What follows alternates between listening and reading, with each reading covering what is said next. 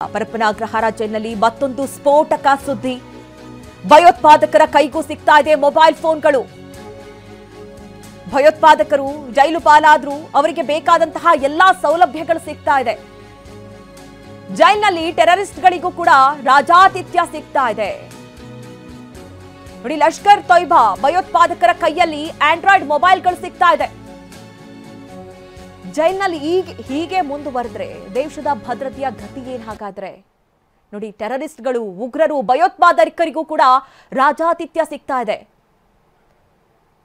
ಬೇಲಿಯೇ ಎದ್ದು ಹೊಲ ಮೇದ್ರೆ ಏನಾಗತ್ತೆ ಅಂತಹ ಪರಿಸ್ಥಿತಿ ಈಗ ಪರಪ್ಪನ ಅಗ್ರಹಾರದಲ್ಲಿ ಕಂಡು ಬರ್ತಾ ಇದೆ. ದೇಶ ವಿರೋಧಿಗಳಿಗೂ ಕೂಡ ಅಲ್ಲಿ ಸೌಲಭ್ಯಗಳು ಸಿಗ್ತಾ ಇದೆ, ಮೊಬೈಲ್ ಸಿಗ್ತಾ ಇದೆ. ಅವ್ರು ಬೇಕಾದವ್ರ ಜೊತೆ ಮಾತನಾಡಬಹುದು, ಕಾಂಟ್ಯಾಕ್ಟ್ ಅನ್ನ ಬೆಳೆಸ್ಕೊಳ್ಬಹುದು. ಭಯೋತ್ಪಾದಕರಿಗೂ ಕೂಡ ಜೈಲಾಧಿಕಾರಿಗಳಿಗೂ ರಾಜಾತಿಥ್ಯವನ್ನ ಕೊಡ್ತಾ ಇದ್ದಾರೆ. ನೋಡಿ, ದೃಶ್ಯಗಳನ್ನ ಗಮನಿಸ್ತಾ ಇದ್ದೀರಿ. ಅವರಿಗೆ ಬೇಕಾದಂತಹ ಸೌಲಭ್ಯ, ಬೇಕಾದಂತಹ ವ್ಯವಸ್ಥೆಗಳು, ಕೈಯಲ್ಲಿ ಮೊಬೈಲು, ಗೋಡೆಯಲ್ಲಿ ಟಿವಿ, ಅವರಿಗೆ ಬೇಕಾದಂತಹ ಸಿಗರೇಟ್ ಆಗಿರಬಹುದು, ಅಥವಾ ಎಣ್ಣೆ ಆಗಿರಬಹುದು, ಅಥವಾ ಬೇಕಾದಂತಹ ಊಟದ ವ್ಯವಸ್ಥೆ ಆಗಿರಬಹುದು, ಎಲ್ಲವೂ ಕೂಡ ಅವರಿಗೆ ಅಲ್ಲಿ ಸಿಗ್ತಾ ಇದೆ. ಈ ಕುರಿತಂತೆ ನಮ್ಮ ಪ್ರತಿನಿಧಿ ಹೆಚ್ಚಿನ ಡೀಟೇಲ್ಸ್ ಅನ್ನ ನೀಡ್ತಾರೆ ರಾಮ್. ನಾವು ಗಮನಿಸ್ತಾ ಇರೋ ಹಾಗೆ ಈಗ ಪರಪ್ಪನ ಅಗ್ರಹಾರ ಒಂದ್ ರೀತಿ ಲಾರ್ಜ್ ರೀತಿಯಲ್ಲಿ ಕಂಡು ಬರ್ತಾ ಇದೆ. ಯಾಕಂದ್ರೆ ದೃಶ್ಯಗಳದನ್ನ ಹೇಳ್ತಾ ಇದೆ, ನಾವು ಹೇಳ್ತಾ ಇರೋದಲ್ಲ. ಬೇಕಾದಂತಹ ಭಯೋತ್ಪಾದಕರಿಗೂ ಹಾಗೆ ದೇಶದ್ರೋಹಿಗಳಿಗೂ ಕೂಡ ಫೆಸಿಲಿಟೀಸ್ಗಳು ಸಿಗ್ತಾ ಇದೆ. ಅಂದ್ರೆ ನಮ್ಮ ಜೈಲಾಧಿಕಾರಿಗಳು ಅಥವಾ ಅಲ್ಲಿನ ಸಿಬ್ಬಂದಿಗಳೇ ದೇಶದ್ರೋಹಿಗಳು ಆಗ್ತಾ ಇದ್ದಾರಾ ಅನ್ನುವಂಥ ಪ್ರಶ್ನೆಗಳು ವ್ಯಕ್ತವಾಗುತ್ತೆ ರಾಮ್.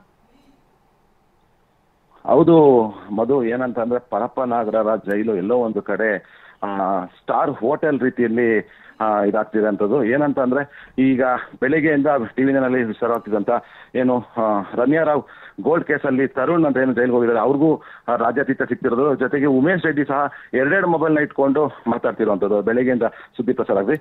ಇದೀಗ ಏನಂದ್ರೆ ಇದು ಒಂದು ಕಡೆ ಆದ್ರೆ ಇನ್ನೂ ಒಂದ್ ಕಡೆ ಏನಂದ್ರೆ ದೇಶದ್ರೋಹಿಗಳಿಗೂ ಮೊಬೈಲ್ ಸಿಗ್ತಿದೆ. ಅಂದ್ರೆ ಎಲ್ಲಿ ಹೋಗ್ತಿದೆ ಜೈಲು? ಪರಪ್ಪನಗರ ಜೈಲಲ್ಲಿ ರಾಜ್ಯಾತೀರ್ಥವನ್ನ ಕೊಡ್ತಿರುವಂತ ಜೈಲಾಧಿಕಾರಿಗಳು ಪರಪ್ಪನಗರ ಜೈಲು ಎಲ್ಲಿಗೆ ಹೋಗ್ತಿದೆ ಅಂದ್ರೆ ದೇಶದ್ರೋಹಿಗಳಿಗೆ ಮೊಬೈಲ್ ಸಿಗ್ತಿದೆ ಅಂದ್ರೆ ನಮ್ಮ ದೇಶದ ಮೇಲೆ ಯಾವ ರೀತಿ ಪರಿಣಾಮ ಬೀರುತ್ತೆ ಅಂದ್ರೆ ಇವರು ಟೆರರಿಸ್ಟ್ ಆಕ್ಟಿವಿಟೀಸ್ ಮಾಡಬಹುದು. ಇಲ್ಲಿ ನಾವು ದೃಶ್ಯಗಳನ್ನ ಒಂದಷ್ಟು ಜನನ್ನ ಗಮನಿಸ್ತಾ ಇದೀವಿ, ಜೈಲಿನಲ್ಲಿರುವಂತಹ ದೃಶ್ಯಗಳು. ಅಲ್ಲಿ ಕೆಲವರ ಕೈಯಲ್ಲಿ ಮೊಬೈಲ್ ಇದೆ.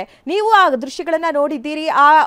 ಆ ದೃಶ್ಯದಲ್ಲಿರುವಂತಹ ವ್ಯಕ್ತಿ ಯಾರು ಭಯೋತ್ಪಾದಕ ಯಾರು ಅನ್ನೋದು ಗೊತ್ತಾಗ್ತಾ ಇದೆಯಾ ರಾಮ್?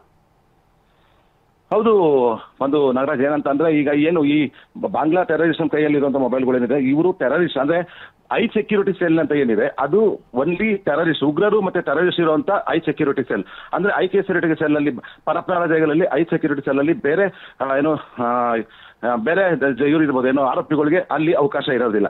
ಓನ್ಲಿ ಅಂದ್ರೆ ಐ ಸೆಕ್ಯೂರಿಟಿ ಸೆಲ್ ಅಲ್ಲಿ ಏನು ಅಂದ್ರೆ ಟೆರರಿಸ್ಟು ಮತ್ತೆ ಉಗ್ರರಿಗೆ ಮಾತ್ರ ಅವಕಾಶ ಇರುತ್ತೆ. ಅಂದ್ರೆ ಅಲ್ಲಿರುವಂತರವರು ಉಗ್ರರು ಮತ್ತೆ ಟೆರರಿಸ್ಟ್ ಆಗಿರ್ತಾರೆ, ಅವ್ರ ಕೈಗಳಲ್ಲೂ ಮೊಬೈಲ್ ಇದೆ. ಅಂದ್ರೆ ಅಲ್ಲಿ ಅವ್ರ ಕೈ ಮೊಬೈಲ್ ಹೆಂಗ್ ಹೋಯ್ತು, ಯಾರು ಕೊಟ್ರು? ಭಯೋತ್ಪಾದಕ ಚಟುವಟಿಕೆಗಳು ನಡೆಯೋದ್ರಲ್ಲಿ ಯಾವುದೇ ಅಂತ ಡೌಟ್ ಇಲ್ಲ. ಅಂದ್ರೆ ಭಯೋತ್ಪಾದನೆ ನಡೆಯೋದಕ್ಕೆ ಈಸಿಯಾಗಿ ಅವಕಾಶ ಮಾಡ್ಕೊಳ್ತಿದ್ದಾರೆ ಪರಪ್ಪನಗರ ಜೈಲಾಧಿಕಾರಿಗಳು ಅಂತಾನೆ ಹೇಳ್ಬೋದು Madhu Nagaraj. Okay Ram, thank you ನಿಮ್ಮೆಲ್ಲ ಡೀಟೇಲ್ಸ್ಗಾಗಿ. ನೋಡ್ತಾ ಇದೀವಿ ನಾವು ದೃಶ್ಯಗಳನ್ನ. ಅವರೆಲ್ಲರೂ ಕೂಡ ಸಣ್ಣ ಪುಟ್ಟ ವಿಚಾರದಲ್ಲಿ ಒಳಗಡೆ ಹೋದಂತವರಲ್ಲ, ಕ್ರಿಮಿನಲ್ಗಳು.